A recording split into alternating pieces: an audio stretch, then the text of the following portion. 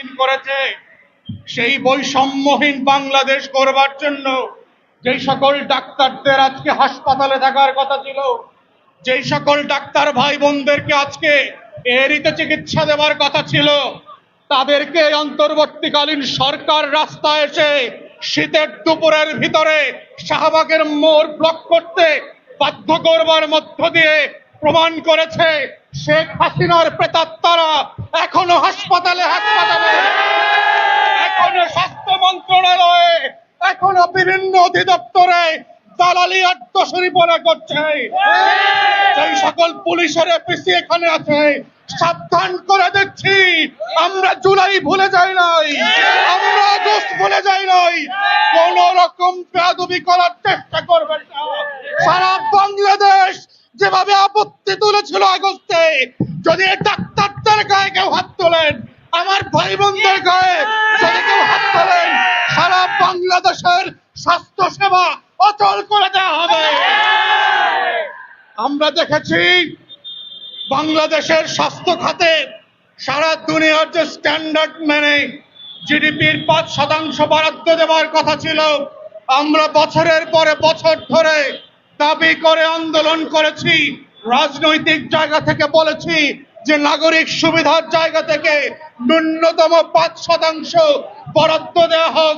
কিন্তু আমরা দেখেছি লুটপাটের স্বর্গরাজ্য করা হয়েছে।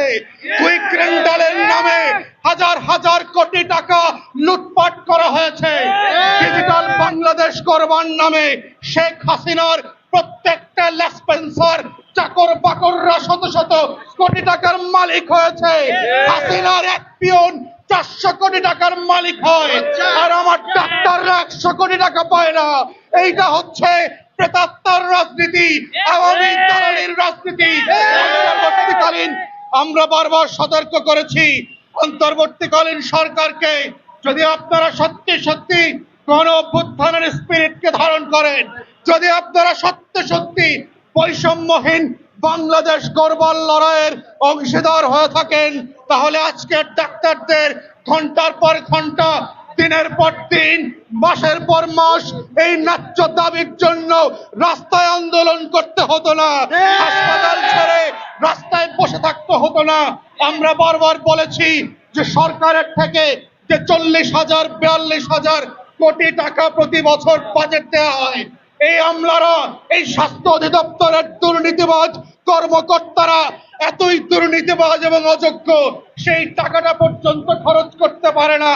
প্রতি বছর দেখেছি 12 থেকে 14,000 কোটি টাকা ফেরত দেওয়া হয়। যেই ডাক্তাররা আজকে 25,000 টাকার স্কলারশিপ 50,000 টাকা চাচ্ছে, তার 120 কোটি টাকাটা কেন আপনারা খরচ করতে পারছেন না? এই ন্যায্য প্রশ্নের জবাব না দেওয়া পর্যন্ত ডাক্তার ভাই বোনদের সাথে আমরা একাত্মতা প্রকাশ করছি। শাহবাগ বন্ধ থাকবে, দাবি মেনে নেবেন। ডাক্তাররা হাসপাতালে যাবে না, রোগী দেখবে না, চিকিৎসা দেখবে না, এটাই ন্যায্য দাবি। কারণ আপনারা তাদেরকে বাধ্য করেছেন। তারা দিনের পর দিন, মাসের পর মাস ন্যায্য দাবিতে আন্দোলন করেছে, কিন্তু এই ডাক্তার মহাশয়, এনজিও গ্রামের উপদেষ্টারা, গ্রামীণ ব্যাংকের সুদখোর উপদেষ্টারা ডাক্তারদের ন্যায্য দাবির প্রতি 2 টাকার অনুভূতি দেখায় নাই, সহানুভূতি দেখায় নাই। প্রিয় ভাই বোনেরা, আমাদের বক্তব্য খুব পরিষ্কার।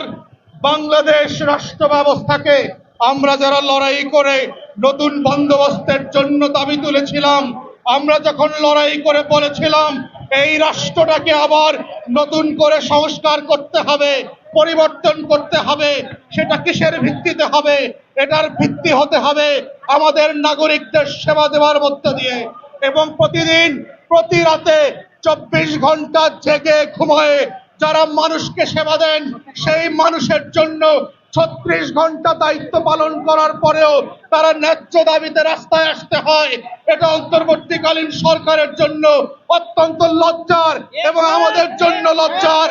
আমরা তাই এই প্ল্যাটফর্ম থেকে আজকে দাবি তুলছি, নাগরিক কমিটির নেতৃবৃন্দকে আমরা দেখতে চাই, বৈষম্য বিরোধী ছাত্র আন্দোলন যারা করছে তাদেরকে দেখতে চাই। কিসের বৈষম্যের আন্দোলন? রাজধানীর কেন্দ্রে বসে যারা বৈষম্যের কাজ বপন করছে তাদের সাথে বৈষম্যহীন আন্দোলনের কিসের সম্পর্ক? তারা এখনো এসে এখানে একাত্মতা প্রকাশ করে নাই। তারা এখনো ডাক্তারদের সাথে তার দাবির সাথে ন্যায্যতার ভিত্তিতে অধিদপ্তর এবং উপদেষ্টাদেরকে বাধ্য করতে পারে নাই 25,000 টাকা 50,000 টাকায় রূপান্তর করবার জন্য। তাই আমরা আজকে পরিষ্কার করে বলতে চাই, শেখ হাসিনা পরবর্তী বাংলাদেশের যেই পুনর্গঠনের লড়াই এবং বক্তব্য আমরা দিয়ে আসছি, আমরা দেখতে পাচ্ছি দুঃখজনকভাবে প্রত্যেক দিন এবং প্রত্যেক রাতে যারা আমার নাগরিকদেরকে বাঁচিয়ে রাখেন, অসুস্থ হলে সুস্থ করেন, চিকিৎসা দেন, ভারত ভিসা বন্ধ করে দেওয়ার পরেও বাংলাদেশের রোগীরা চিকিৎসা না পেয়ে রাস্তায় রাস্তায় মরে যায় নাই। যাদের জন্য মরে যায় নাই তারা হচ্ছে এনারা, যারা দিন রাত চিকিৎসা দিয়ে আমার দেশের নাগরিককে সুস্থ করে তোলেন, যারা দিন রাত চিকিৎসা এবং সেবা এবং শ্রম দিয়ে বাংলাদেশকে সুস্থ করে রেখেছেন, তাদেরকে সুস্থ করে রাখবার দায়িত্ব হচ্ছে এই রাষ্ট্রের। যারা ডাক্তারদেরকে সুস্থ রাখার দায়িত্ব নিতে পারবেন না, তারা রাষ্ট্রের সুস্থতার দায়িত্ব নেওয়ার যোগ্য না। আমরা পরিষ্কার করে বলতে চাই, বাংলাদেশ রাষ্ট্রকে সুস্থ রাখবার যারা দায়িত্ব নিয়েছেন, স্বাস্থ্য উপদেষ্টা, সহকারী উপদেষ্টা, অধিদপ্তরের দায়িত্ব, বড় বড় হাসপাতালের বিসি এবং প্রবিসিরা, আপনারা আজকের মধ্যে এই ন্যায্য দাবির প্রজ্ঞাপন আদায় করে এই ডাক্তারদেরকে সন্তুষ্ট চিত্তে তার বাড়ি এবং হাসপাতালে ফেরত পাঠাবেন। এই আহ্বান রেখে আমার বক্তব্য এখানে শেষ করছি। সবাইকে অসংখ্য ধন্যবাদ। আসসালামু আলাইকুম।